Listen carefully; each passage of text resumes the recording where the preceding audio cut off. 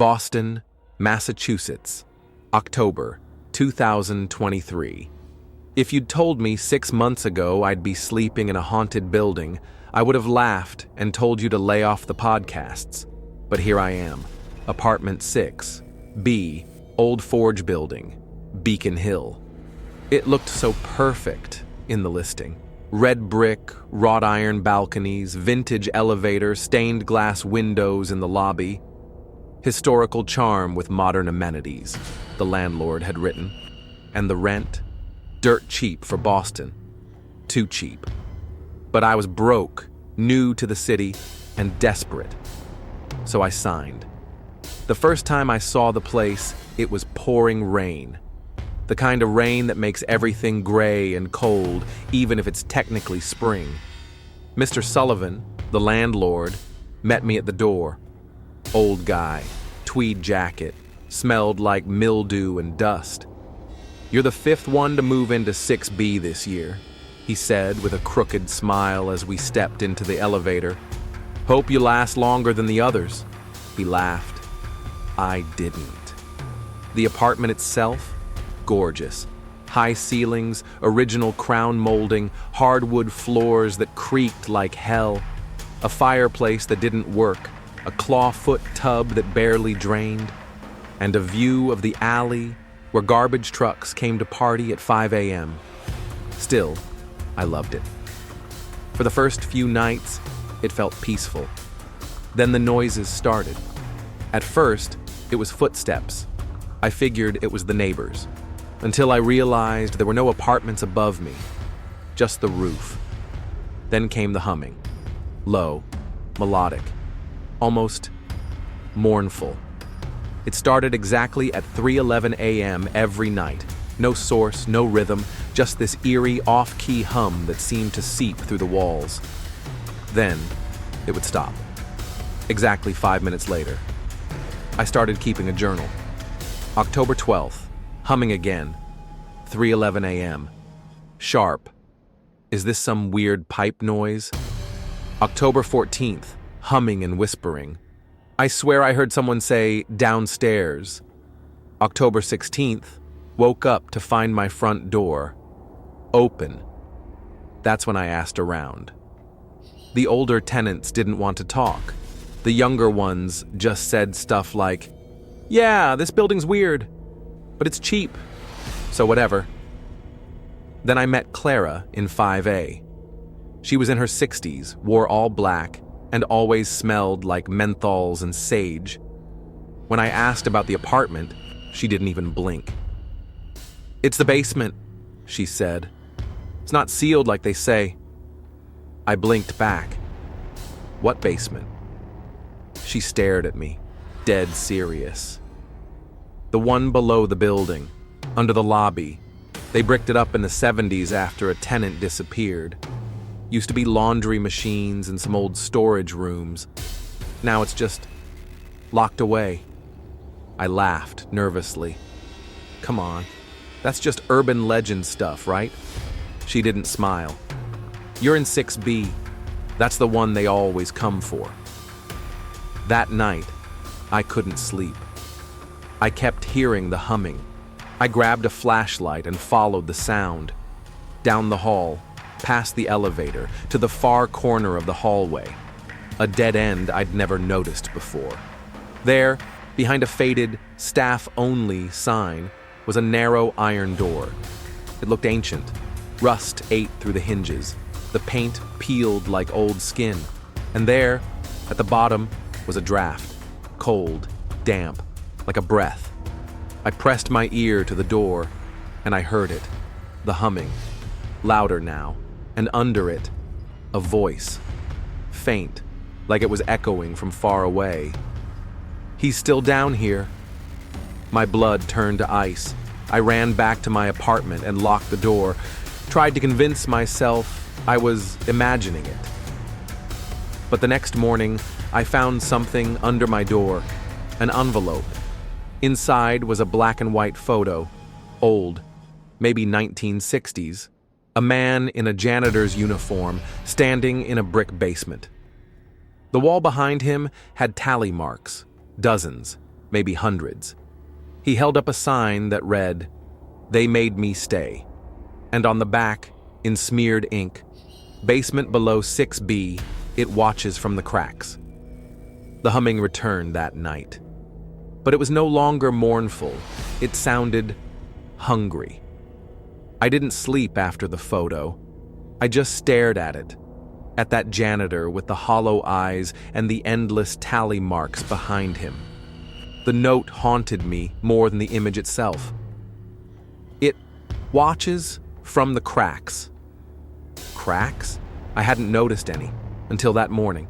The hallway outside my door smelled off, like mildew and iron, that kind of metallic, earthy scent you get near standing water, in old pipes. I crouched to examine the floor. And there it was. A hairline crack, right along the baseboard near my threshold, thin but deep, as if the building had tried to heal over something, and failed. I followed the crack with my eyes.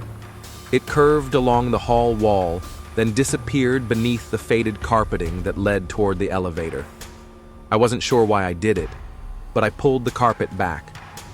More cracks, web-like, almost like veins, leading straight to that old iron door. I called the building's emergency line. No answer. Then I called Sullivan, straight to voicemail. That night, I dreamt of the basement. I stood in the dark, surrounded by wet stone and rusted tools. The humming came again, but it wasn't just a sound. It was a presence. Something moved between the pillars, not walking, slithering. When I turned, the walls were covered in eyes, hundreds staring. I woke up soaked in sweat. My phone was dead, 3:16 a.m. I decided to knock on Clara's door. It was almost 7 a.m., but I needed answers. She opened on the third knock. Her eyes immediately darted behind me as if she could hear something I couldn't. "You looked through the cracks, didn't you?" "I didn't mean to," I said. I found a photo." She let me in without another word. Her apartment was nothing like mine. No mirrors. All the walls were covered with black drapes and salt lines. A dozen lit candles flickered on the mantel. "They left it open too long last time," she said, pacing. "Now, it's awake again." I didn't know what that meant. Every few decades, someone pokes the wrong place, pulls at the wrong thread, and it stirs. She reached into a drawer and pulled out an old, yellowed map. "There's a way in. Not through that door. It's sealed with iron. It hates iron." I was barely keeping up. "What is it?" Clara looked up, eyes haunted. "They called it the Dweller. It doesn't just haunt. It consumes." I swallowed hard. "Consumes what?" "Sanity. Time. Souls, if it's hungry enough." It sounded insane, until I remembered the crack, the humming, the photograph. Clara handed me a key, old, brass, oddly warm, in my palm. "The access point is behind the boiler room. Sub-basement. No one's supposed to know it exists. But if you go, don't talk to it. Don't look it in the eyes.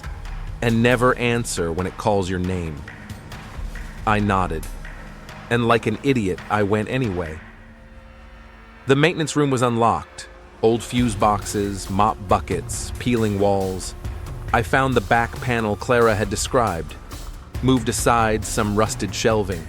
There, hidden behind broken tiles, was a narrow door, barely 3 feet wide.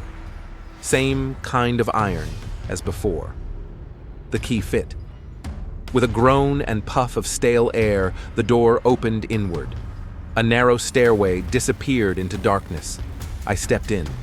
The door slammed shut behind me. My flashlight flickered once, twice, then held. I took a step.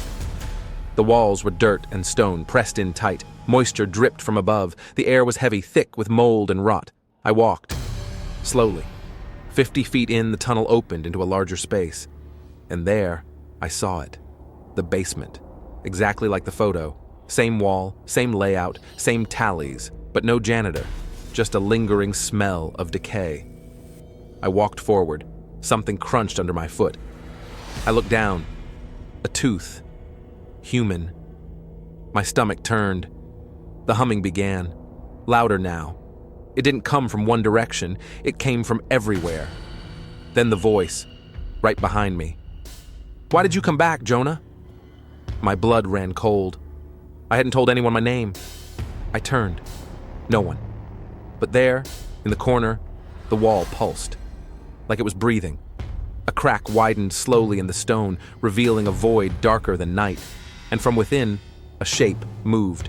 Humanoid, but wrong. Too tall. Joints bent backwards, eyes glowing like dying embers. Its voice echoed again. "Come closer. Let me remember your face." I stumbled back. It didn't move, but the crack did. It grew, and from within, more eyes opened, hundreds, maybe thousands, watching me, judging me.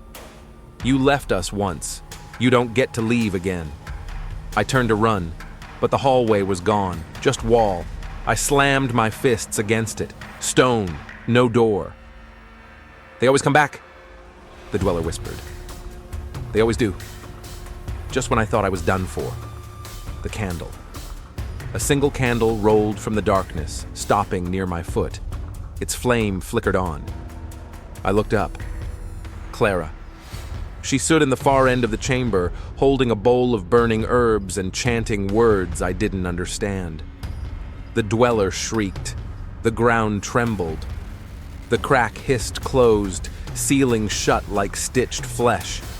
Clara reached me, grabbed my arm, and shouted, "Go, close your eyes!" I did, and everything went still. When I opened them again, we were outside the maintenance door. It was morning. Light streamed through the broken windows. Clara let go of my arm, shaking. "It almost got you. Another minute, and you'd be part of it." I couldn't speak. She handed me a small pouch of ash. "Keep this in your apartment, every corner. And whatever you do, don't sleep at 311. That night, I didn't sleep at all. But the humming still came. And this time, it said my name.